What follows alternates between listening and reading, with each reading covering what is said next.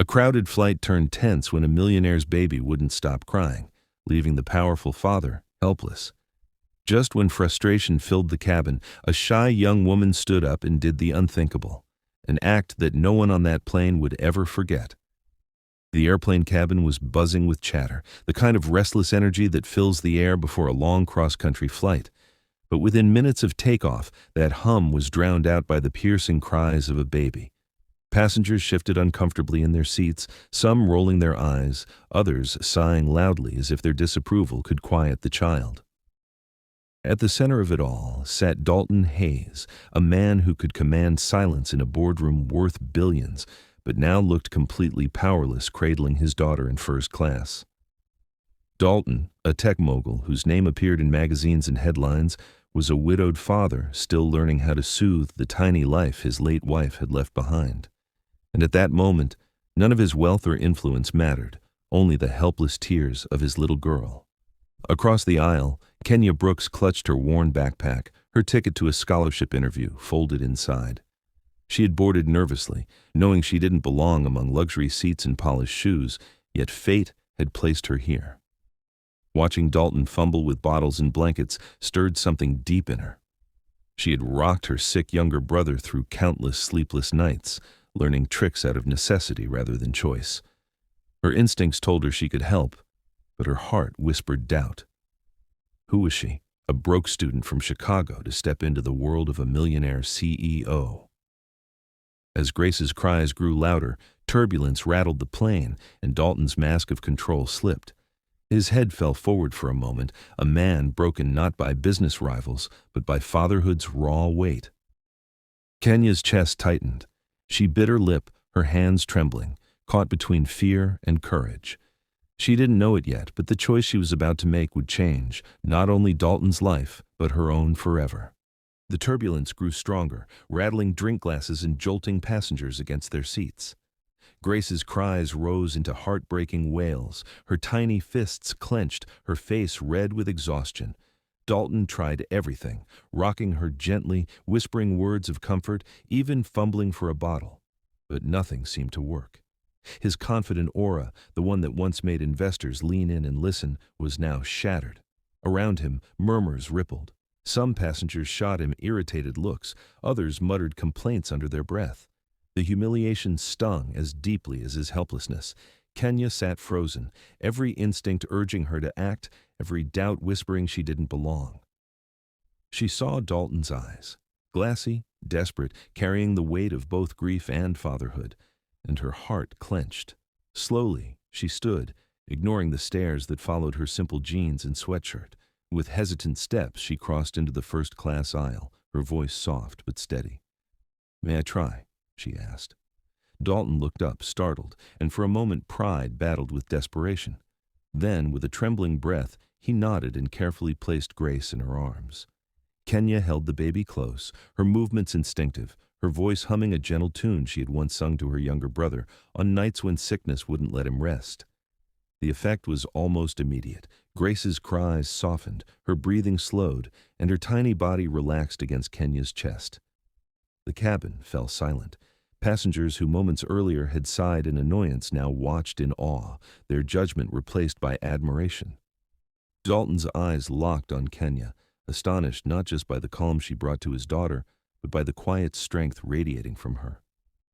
In that moment, surrounded by strangers and turbulence, a bond began forming, fragile yet undeniable, between a shy college student and a billionaire father who had almost given up hope. For the rest of the flight, the tension inside the cabin melted into something almost tender. Grace slept soundly in Kenya's arms, her tiny hand gripping the edge of Kenya's sleeve as if she had always belonged there.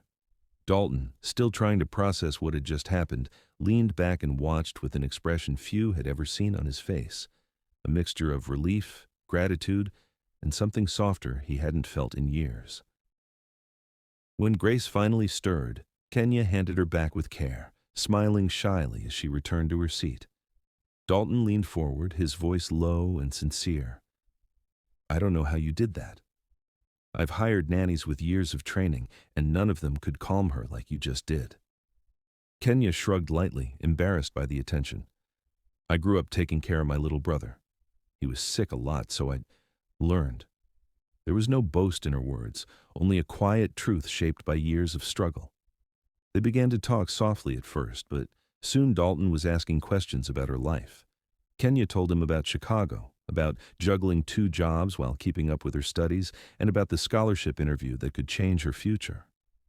Dalton listened, genuinely interested, something rare in his world of shallow conversations and business deals. In return, he opened up about his late wife, about the silence that haunted his home, and the overwhelming fear that he wasn't enough for Grace. As the plane cut through the night sky, surrounded by strangers who had already forgotten the earlier chaos, a rare connection was forming. Dalton saw in Kenya a resilience that reminded him what money could never buy. And Kenya, though unsure why, felt that maybe this meeting wasn't an accident at all. When the plane landed, passengers applauded as if Kenya had done the impossible, and whispers of the girl who calmed the millionaire's baby spread quickly. Someone had even captured the moment on their phone, and by the time Dalton and Kenya stepped into the terminal, the clip was already beginning to circulate online. But outside the bubble of the flight, reality came rushing back. Kenya clutched her backpack, ready to disappear into the crowd, while Dalton hesitated, torn between gratitude and an unfamiliar pull that kept him from letting her walk away. He invited her to lunch the following day, insisting it was just to thank her properly. Kenya reluctantly agreed, but when she arrived, she was met not only by Dalton, but also a few of his business associates. Their sharp suits and sharper tongues cut deeper than they realized. "She's the girl from the plane," one muttered, just loud enough for her to hear. "This is who you're bringing into your circle." Another smirked, glancing at her worn shoes and simple dress. Kenya's cheeks burned and she gripped her bag tightly, wishing she had never come. Dalton noticed, but before he could speak, Kenya excused herself, her voice trembling as she said she didn't belong in his world. She left the restaurant quickly, her heart pounding, fighting the sting of humiliation. Yet as she walked away, Grace reached out from her stroller, crying for the only person besides her father who had brought her comfort. Dalton stood frozen, realizing that if he didn't act soon, he might lose more than just a kind stranger. He might lose the chance at something his wealth could never buy. Dalton could not shake the image of Kenya's eyes brimming with hurt as she walked away. That night, while his associates praised numbers on spreadsheets, he sat in silence, realizing he had failed to stand up for the one person who had shown him real kindness. Grace's soft cries pulled him from his thoughts, and as he held her close, he whispered, "I won't let her slip away, not when she's already given us more than the world ever has." The next morning, Dalton called a press conference, something his team assumed would be about his next big venture. Instead, he stood before cameras and a wall of flashing lights, with Grace in his arms, and spoke from his heart. "Yesterday, a young woman reminded me that strength and compassion aren't found in wealth, but in the courage to give when you have nothing. Kenya Brooks may not wear a designer label, but she is the reason my daughter smiled again. And she deserves every opportunity my world can offer." The room went still, reporters stunned, his associates shifting uncomfortably in their seats. Dalton announced a new foundation in his late wife's memory, one designed to support underprivileged students chasing their dreams.